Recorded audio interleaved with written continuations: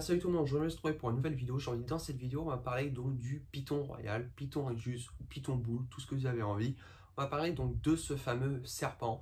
Alors ça ne sera pas une vidéo aussi longue que j'avais fait donc sur les Python Regius parce qu'il y avait beaucoup de choses à parler en fonction du Python Regius, il y a des trucs au final sous observation que j'ai pu faire et qu'effectivement tout ce qu'on m'avait dit était vrai et à la fois faux. Donc là on va vraiment parler donc du Python Regius, pourquoi pas un serpent vraiment pour débutants et ce que j'en pense réellement du Python Regius.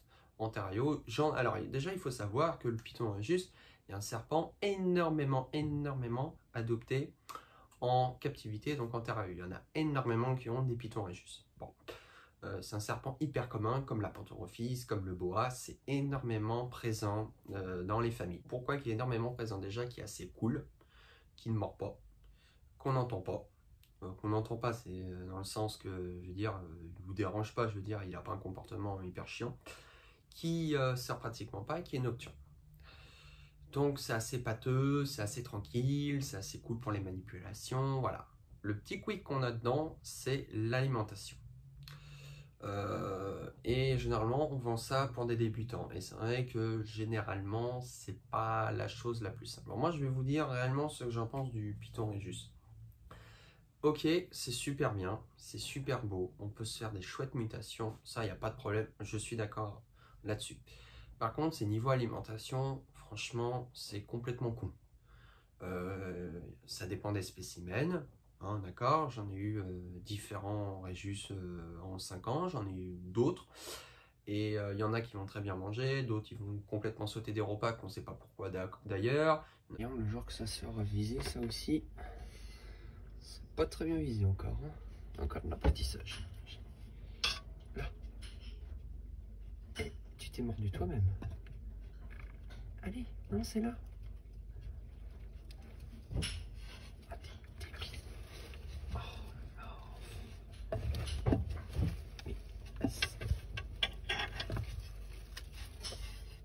Ça.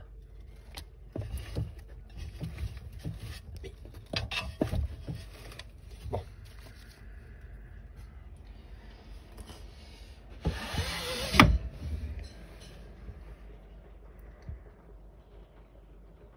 Qui vont aller plus manger pendant 6 mois, 9 mois parce qu'ils veulent faire des périodes de jeûne. Bon, souvent c'est chez les mâles, mais des fois on comprend pas.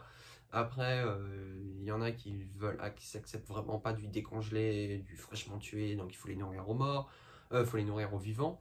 Il y en a beaucoup d'ailleurs qu'on est obligé de nourrir aux vivants parce qu'ils sont en train de clamser, comme mon Python Regius banana d'ailleurs. Mais je le conseille vraiment pas pour les débutants parce que franchement j'ai été hyper déçu par cette espèce là. Après il y en a d'autres qui vont pas être de mon point de vue.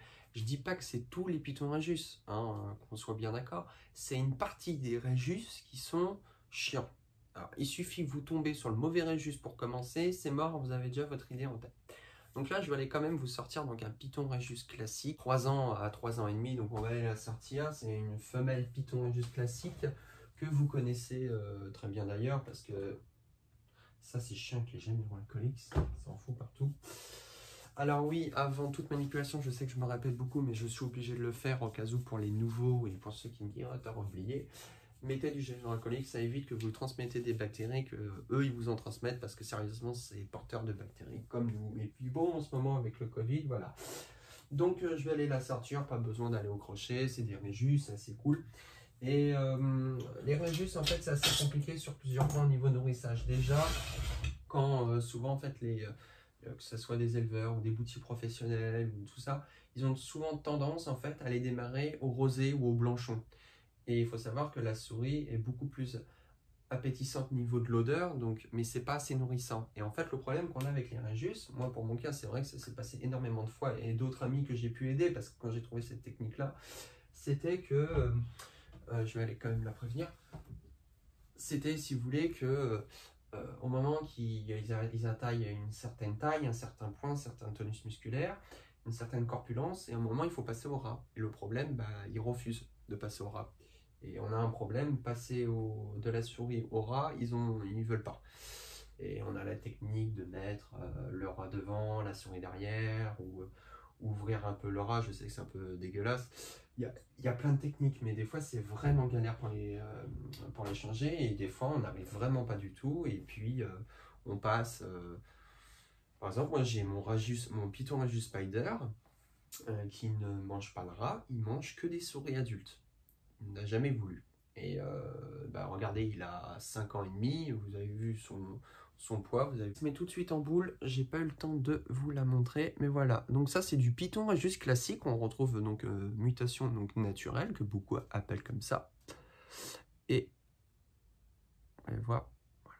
Donc c'est des Python Radius, si vous voulez, qui viennent du Togo, donc Afrique de l'Ouest, tout ça, qui sont très répandus.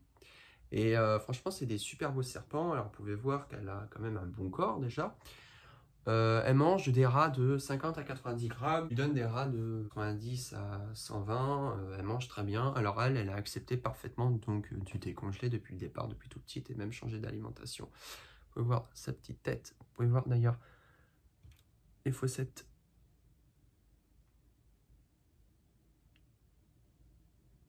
Thermosensibles. Donc c'est des Python Radius qui sont assez cool en manipulation. Vous voyez, je peux les tenir à une main, ils ne vont pas se déplacer. C'est des serpents qui sont assez massifs, donc il faut bien les supporter. Voilà, en manipulation, on n'a aucun problème. Niveau comportement, on n'a aucun problème. Il y a très peu de risques de se faire mordre, il y a toujours un risque. Mais voilà, mais c'est le problème de l'alimentation que je veux parler, parce que pour ça je ne le conseille pas vraiment aux serpents pour débutants. Il y en a plein qui ont été déçus. Mais c'est des serpents qui ont tendance souvent à refuser de se nourrir, à faire souvent pendant des périodes de jeûne, souvent à aller plus du tout s'alimenter, des fois on ne comprend pas, alors surtout pour des gens qui commencent à s'inquiéter que c'est leur premier serpent, tout de suite, oh, il ne mange pas, je vais lui donner tout de suite du vivant. Si un serpent mange et accepte du décongelé, il acceptera toujours. Il ne faut surtout pas lui changer son mode d'alimentation, d'accord?